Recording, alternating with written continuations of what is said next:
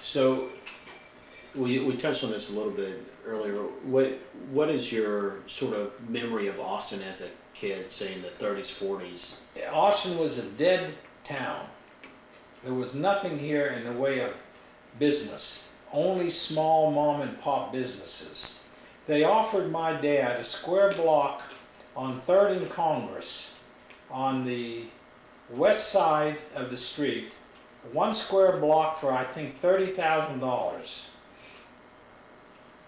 And my dad turned it down. He didn't think it was, he said there's nothing here. And the ambition of most people at that time was to get a job for the city or the county or the state or the university, because they would have a guaranteed retirement and they'd work for 20 to 30 years and they'd get $200 or $300 or $400 a month for the rest of their life or their retirement. And so that was the ambition of people. And it, you know, before the war, or maybe, yeah, it was before the war, Ford wanted to bring an assembly plant into Austin, and the city fathers turned it down. They didn't want smokestack industry here, because Austin was like a clean town. Mm-hmm. You know, it was a town of wealthy people and ordinary people.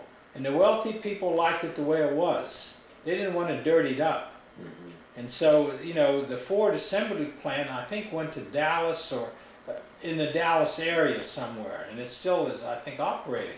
But Austin turned it down.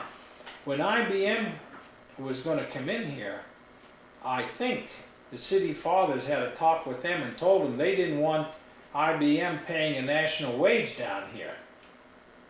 They didn't want them paying the same wage as New York, because that would immediately skew all of the wages of the city, county, state, and university, because they were on a completely different wage scale. Right. And so it, you know, it was a number of years later before IBM could sort of bring that. But even when they came in, the wage level that they brought was higher, but it wasn't, I don't think, a national average. Right. That didn't come in till later, with more and more corporations following them. Texas Instruments came in. I think Control Data came. I mean, a lot of companies followed IBM, and then the wage level went up. But I mean, the ambition of, I don't know how many people said, oh, I got a job with the county, you know, and, you know, 20 years, I'll get 50% of my highest wage, or 30 years, I get 75%. Mm-hmm. I mean, that was their ambition. They'd have a retirement. Hmm. But there was no major business here.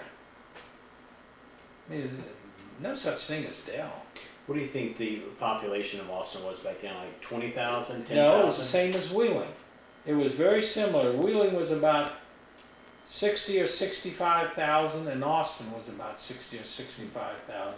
And Wheeling is about 30,000 now. Really? It's one of the cities that's lost major population for a lot of reasons. And Austin is, you know the story here. But Wheeling at that time was booming. At night in Wheeling during the war, you could look in certain directions and you could see the glow of open hearth furnaces, the steel mills. You'd see that glow in the sky.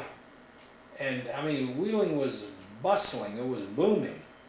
And gradually, for a lot of reasons, it went down, down, down, and Austin, for a lot of reasons, went up. It was a reverse.